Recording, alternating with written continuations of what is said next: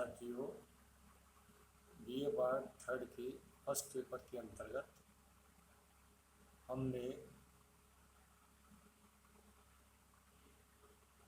अरस्तु की क्रांतियों के बारे में अर्थ एवं इसके स्वरूप के बारे में अध्ययन किया। आज के व्याख्यान में हम क्रांतियों के जो कारण होते हैं विशेष रूप से, जो कि अरस्तु द्वारा पॉलिटिक्स में प्रतिपादित किए गए हैं, उन पर हम चर्चा करेंगे। देखिए, अरस्तु ने जैसा कि बताया है कि संवैधानिक में या संवैधानिक तरीके से व्यवस्था का परिवर्तन ही क्रांति कहलाता है। क्रांति वास्तविक तौर से व्यवस्था में ही होती है।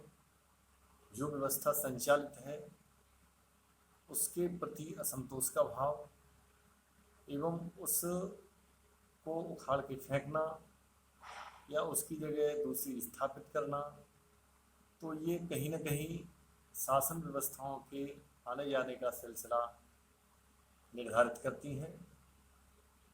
इस तरह से अरस्तु ने स्पष्ट किया है। तो क्रांति की उत्पत्ति में केवल असमानता एवं अन्याय को ही हम जिम्मेदार नहीं मान सकते, बल्कि इसके पीछे अन्य कारण भी समाहित हैं। क्योंकि ऐसा माना जाता है कि अगर समाज में असंतोष व्याप्त है, अन्याय व्याप्त है या असमानता व्याप्त है, तो ही क्रांति या बदलाव आएगा। तो अरस्तु मानते हैं कि यही पर्याप्त नहीं है, बल्कि इसके कारण मूल रूप से अन्य भी होते हैं।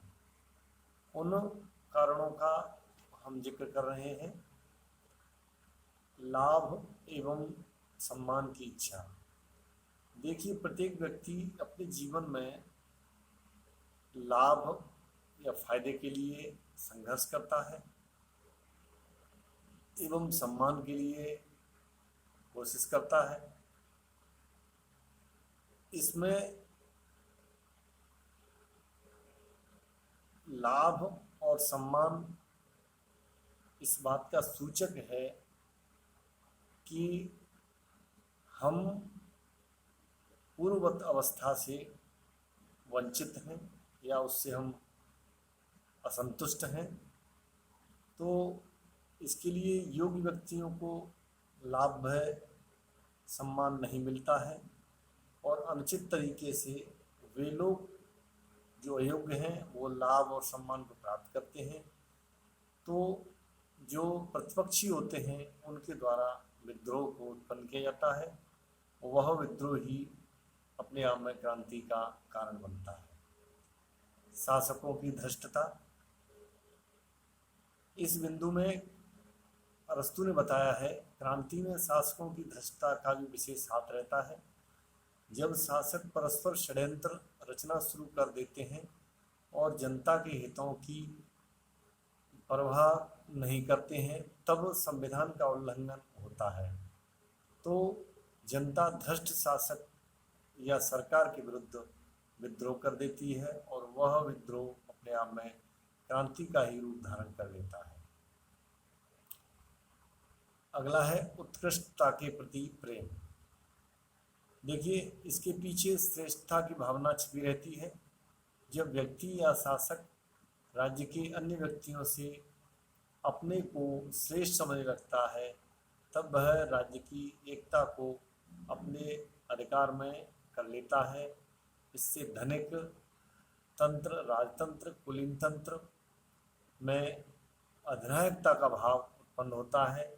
यानी इन तीनों की जो अवस्था है वो अधिनायकवाद की ओर प्रस्थान करती है एवं जनता कुछ समय के लिए इसे स्वीकार नहीं करती और फिर विद्रोह कर देती है।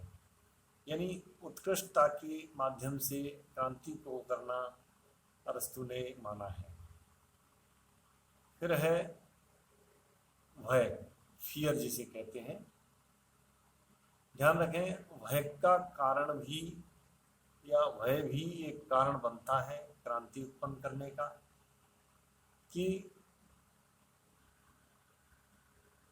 प्रथम अपराध करने वाले व्यक्ति को या व्यक्तियों को दंड की भयावह स्थिति बनी रहती है, अतः इससे बचने के लिए विद्रोह करते हैं।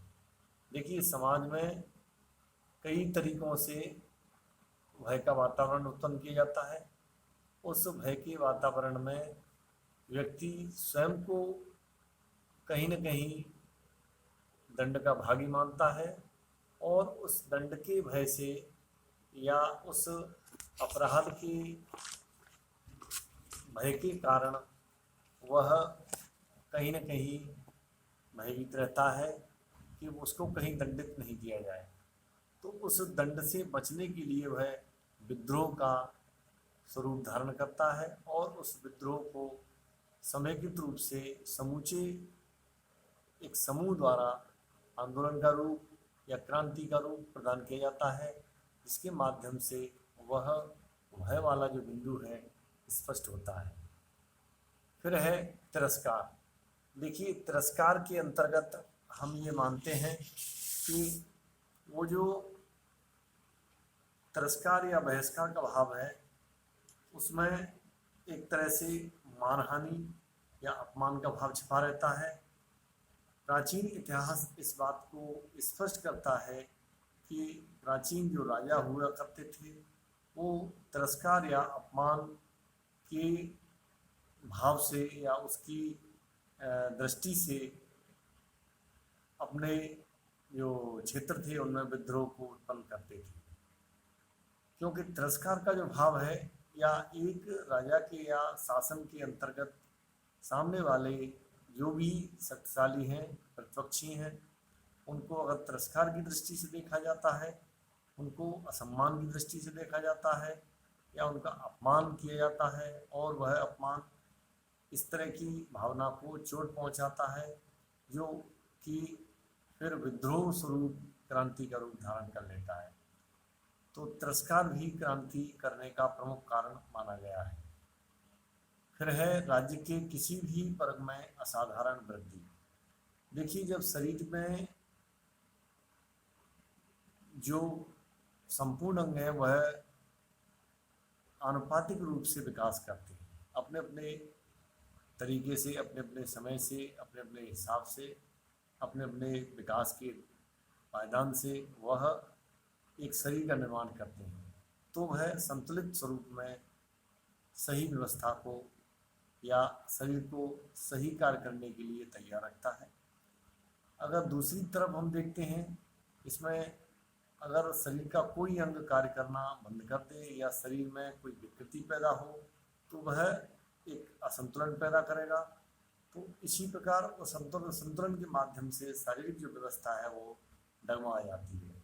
इसी प्रकार शासन व्यवस्थाएं वह असंतुलन का दौर अगर माहौल तैयार करती हैं तो उसके द्वारा राज्य के किसी वर्ग विशेष के या वर्ग सामान्य विशेष के मध्य संघर्ष की स्थिति पैदा होती है और वह एक तरफ सुंदर स्वरूप, एक तरफ कुरूप स्वरूप, दोनों में संघर्ष होगा और असाधारण जो स्थिति पैदा होगी, उस स्थिति के माध्यम से वह जो व्यवस्था है वह नष्ट हो जाती है या शारीरिक जो सौंदर्य है वह उस अपंगता के चलते अपने स्वरूप को या अपने श्रृंगार को समूल नष्ट करने की ओर ले जाता है। फिर है चुनाव षड्यंत्र। चुनावों में काफ़ी षड्यंत्र रचे जाते हैं, यह प्राचीन सिद्धांतों के आधार पर माना गया है और वर्तमान में भी स्पष्ट रूप से दिखाई दिया जाता है। विभिन्न पदाधिकारियों की नियुक्तियां अरस्तु के टाइम में भी चुनाव के माध्यम से होती थी और उन चुनाव के माध्यम में इच्छित व्यक्तियों को ही चुना जाता था, चाहे वो अयोग्य हैं या वह असमर्थ हैं, लेकिन उन्हें ही चुना जाता था। तो ध्यान रखें, चुनाव में जो षड्यंत्र आज भी हम देखते हैं वह कहीं न कहीं इस तरह की स्थितियां पैदा करते हैं कि इसमें एक तरफा कोई भाव हो, पक्ष हो, और सामने वाली जो पक्ष है उसको यह सब प्रतीत होता है कि इसमें किसी प्रकार का षड्यंत्र किया गया है, तो वह पक्ष भले ही दूसरे पक्ष द्वारा व्यवस्था को संपादित किया जा रहा है, लेकिन उस असंतुष्ट द्वारा या चुनाव में षड्यंत्र को जिसने देखा है, आभास किया है, वह उसमें विद्रोह के स्वरूप या विद्रोह के बीज रोपण करेगा और वह क्रांति का एक बहुत बड़ा रूप धारण कर लेगा। फिर है अल्प परिवर्तनों की अवहेलना। देखिए, अगर कहीं व्यवस्था में अल्प परिवर्तन किया जाए और उससे अगर सही तरीके से व्यवस्था संचालित नहीं हो पा रही है, तो वह भी असंतुष्टि के कारण एक बहुत बड़े परिवर्तन का कारण बनती है और वह परिवर्तन ही क्रांति को पैदा करता है।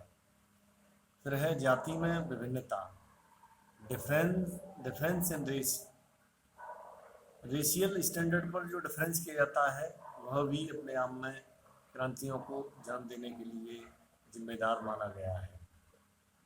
फिर है एकता का भाव, लेक ऑफ यूनिटी।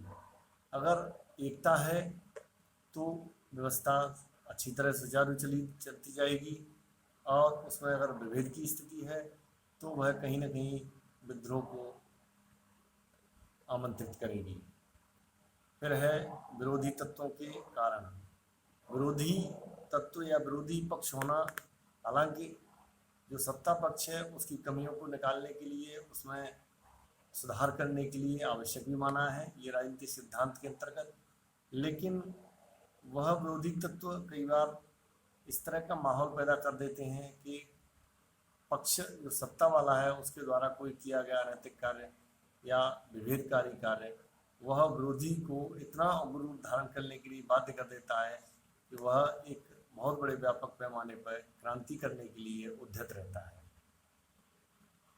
अरस्तु मानते हैं कि प्रणय संबंधी जो झगड़े होते हैं, जिनको हम कॉल टू मैरिज कहते हैं, वो भी क्रांति का कारण रहते हैं।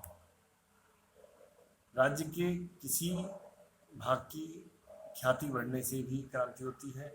संपूर्ण राज्य में ख्याति हो तो उसमें क्रांति या विद्रोह होने का कोई प्रभाव नहीं दिखाई देगा, लेकिन एक क्षेत्र विशेष को अगर परिवर्तन की स्थिति या की गई है या दिखाई दे रही है, उन्नति की ओर अग्रसर है, और बकाया क्षेत्र अगर अवनति की ओर जा रहा है, तो वहाँ पर भी क्रांति के स्वरूप दिखाई देंगे, क्रांति का रूप दिखाई देगा।